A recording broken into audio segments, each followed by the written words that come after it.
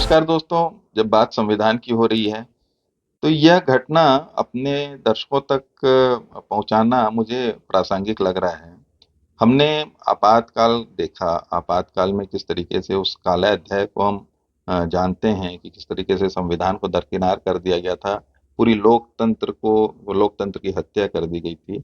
लेकिन मित्रों, ये आपातकाल जो लागू किया गया था उसकी प्रक्रिया के बारे में जब हम जानते हैं तो भया स्थिति इससे भी भयावह थी कि आपातकाल को लागू करने के लिए भी संविधान को बिल्कुल दरकिनार कर दिया गया था और इस पे बाकायदा राष्ट्रपति ने ऑब्जेक्शन भी लिया था। बात 25 जून 1975 की है। इंदिरा गांधी दोपहर को हालांकि राष्ट्रपति फखरुद्दीन अली अहमद से मुलाकात करके उनको एक प्रकार से एक भूमिका बना दी थी कि रात में आपातकाल लागू किया जा सकता है। और शाम को देर शाम उनने गृह मंत्री ब्रह्मानंद रेड्डी को बुलाया अपने आवास में और उनको बताया कि देश पे आंतरिक आपातकाल लागू करना है। मित्रों, ब्रह्मानंद रेड्डी सुलझे हुए राजनेता थे। उनने इंदिरा गांधी को बताया कि चूंकि देश में पहले से ही बाह्य आपातकाल था, जो एक्सटर्नल इमरजेंसी हम कहते हैं जिसको, चूंकि पाकिस्तान के युद्ध के बाद में देश में एक्सटर्नल इमरजेंसी लगी हुई थी, तो उनने बताया कि एक्सटर्नल एक्सटर्नल इमरजेंसी देश में पहले से लागू है, तो उसमें भी इतने अधिकार हमारे पास में है कि हम उसका भी उपयोग कर सकते हैं। लेकिन इंदिरा गांधी उनसे संतुष्ट नहीं हुई और उनने बोला कि नहीं, हमको दूसरा इमरजेंसी लगाना ही है। उनने बहुत ज्यादा विरोध नहीं किया।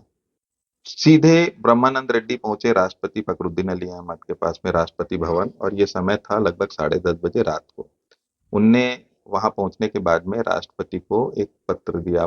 पत्र मतलब एक सादे कागज में लिखा हुआ एक प्रारूप था। वो था इस आपातकाल को लागू करने का मसौदा, जो शब्दों में वर्णित था कि मैं राष्ट्रपति आपातकाल लगाना लागू करना जा रहा हूँ। इस तरीके के कुछ वर्डिंग्स थी उसमें। तो ये जब पत्र राष्ट्रपति को दिया गया तो राष्ट्रपति को बड़ा आश्चर्य हुआ। एक साधा कागज था, प्लेन पेपर था, उसमें ये मसौदा तैयार करके राष्ट्रपति के पास में भिजवा दिया गया था। जबकि संविधान ये कहता था कि राष्ट्रपति के पास में अगर आप कोई भी ऑफिशियल डॉक्यूमेंट भेज रहे हैं तो उसकी एक प्रक्रिया होती है। ये संवैधानिक प्रक्रिया थी कि उनको बकायदा गृह मंत्रालय के लेटर हेड में ये पत्र जाना था, लेकिन उस प्रक्रिया का भी पालन नहीं किया गया और एक सादे कागज में, प्लेन पेपर में राष्ट्रपति के पास में वो मसौदा लेके भेज दिया गया। राष्ट्रपति ने जब ये पत्र देखा तो उनने अपने सचिव, उस समय बालाचंद्रन उनके सचिव हुआ करते थे, उनके पास में इसको परीक्षण के लिए भेजा। बालचंद्रन ने जब इस पत्र को देखा तो उन्हें बड़ा आश्चर्य हुआ। उनको लगा कि भैया कि ये कैसी प्रक्रिया का पालन कर रही है सरकार की। उनने थोड़ा भी संवैधानिक अगर कुछ भी व्यवस्था थी तो उसको बिल्कुल दरकिनार कर दिया गया इस पूरी प्रक्रिया का पालन करते हुए। क्योंकि राष्ट्रपति के पास में अगर आपने जब प्रस्ताव भेजा है तो राष्ट्रपति का अधिकार ये है, या संविधान ये कहता है कि राष्ट्रपति काउंसिल ऑफ मिनिस्टर्स के निर्णय पे ही कार्य करते हैं। यानी कैबिनेट का जो निर्णय होगा उस पे राष्ट्रपति काम करेंगे। इसमें कहीं कैबिनेट को विश्वास में नहीं लिया गया था। कैबिनेट कहीं पिक्चर में ही नहीं था। इंदिरा गांधी ने स्वयं निर्णय ले लिया, ब्रह्मानंद रेड्डी के माध्यम से पत्र भी राष्ट्रपति के पास में भिजवा दिया। राष्ट्रपति ने जब इसको देखा और जब बालचंद्रन ने उनको समझाया कि भैया ये तो बिल्कुल संविधान के विपरीत है ये सब पूरी प्रक्रिया, कि आपको एक तो काउंसिल ऑफ मिनिस्टर्स के माध्यम से ये पत्र जो है कैबिनेट के माध्यम से आप तक पहुंचना था, और आपको संविधान ये कहता है कि आपको काउंसिल ऑफ मिनिस्टर्स के निर्णय पर ही काम करना है। ये प्रक्रिया भी पालन नहीं की गई। दूसरा, जो उसके शब्द थे, जो आपातकाल का जो मसौदा तैयार किया गया था, उस शब्दों में बिल्कुल ऐसा प्रतीक हो रहा था कि आपातकाल राष्ट्रपति स्वयं लगा रहे हैं।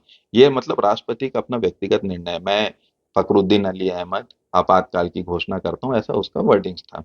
तो ये दो बिंदुओं को लेके राष्ट्रपति के सचिव ने फखरुद्दीन अली अहमद से कहा कि ये बिल्कुल संविधान के विपरीत है, हमको इस पे हस्ताक्षर हस्ताक्षर नहीं करना चाहिए।